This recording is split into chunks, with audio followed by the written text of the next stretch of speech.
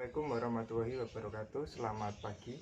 Perkenalkan, saya Supriyadi dari SMAN Negeri 1 Singgahan. Untuk pagi hari ini saya akan menunjukkan bagaimana cara memfermentasikan daun trembesi ya.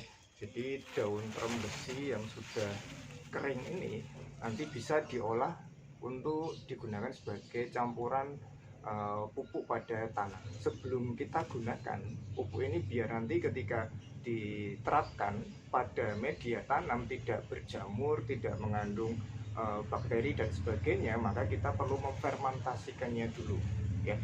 Untuk fermentasi ya, cara memfermentasikan nanti akan saya tunjukkan, dan bahan yang digunakan cukup mudah ya, cukup mudah kita temukan di kehidupan kita sehari-hari. Nah, untuk yang pertama bahannya yang jelas yaitu adalah daun trembesi yang sudah kering ya. Boleh yang sudah hijau, tapi kita cari yang kering saja. Karena apa? Karena dengan kita mengambil atau mengumpulkan daun trembesi yang kering, kita bisa membantu membersihkan area-area di sekitar sekolah ataupun di tempat-tempat yang ada daun trembesi. Karena daun trembesi mudah ditemui dimanapun itu ya. Kemudian selain daun trembesi, yaitu adalah ini cairan molase atau tetes tebu ya. Jadi kalau misalnya kita memfermentasikan, kalau nggak ada tetes tebu bisa diganti dengan gula. Selain itu, selain molase, kita juga menggunakan cairan EM4 ya. EM4 ini bisa dibeli di toko pertanian ya, dengan harga yang relatif terjangkau. Nah, gunanya EM4 ini untuk apa? Yaitu sebagai mikroba ya, sebagai bakteri ya, bakteri secara ilmiah ya. Jadi bakteri yang bisa kita gunakan untuk membantu memfermentasi dari daun trembesi ini ya. Jadi gunanya EM4 ini adalah ya, EM4 ini kepanjangan dari efektif mikroorganisme ya, jadi ikan ya.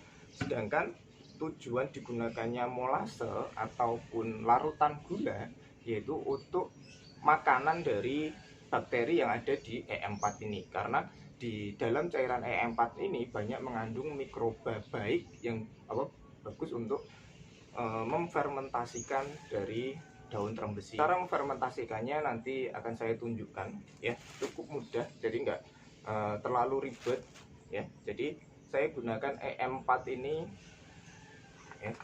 EM4 kita gunakan kalau hanya satu karung ini, biasanya saya gunakan satu kantong plastik besar ini, saya gunakan hanya 5 tutup 5 cairan dalam tutup botol ini ya. Untuk airnya sendiri bisa digunakan satu ember, nanti secukupnya tinggal dituang ke dalam ember yang lebih besar. Nah, sedangkan untuk molasenya saya gunakan separuhnya, gunakan setengah dari botol ini. Kalau misalnya menggunakan gula pasir ataupun gula aren atau gula merah, bisa perbandingannya 1 kilo gula nanti dilarutkan dijadikan dalam satu botol besar seperti ini gitu ya. Sudah cukup ya. Kita aduk dulu biar rata nantinya ya. Setelah larut ya, setelah cairan semuanya sudah larut ya, warnanya nanti seperti ini, jadi seperti kecap ya. Nah, ini nanti kita campurkan dalam daun trembesi ya. Daun trembesinya bisa kita taruh di ember besar ini. Tujuannya untuk apa? Biar ketika mencampurkannya ya bisa rata gitu ya. Ini kita nanti fermentasinya kita gunakan semi basah gitu. Nah, ini sudah cukup segini dulu. Ini saya sudah siapkan kantongnya ya.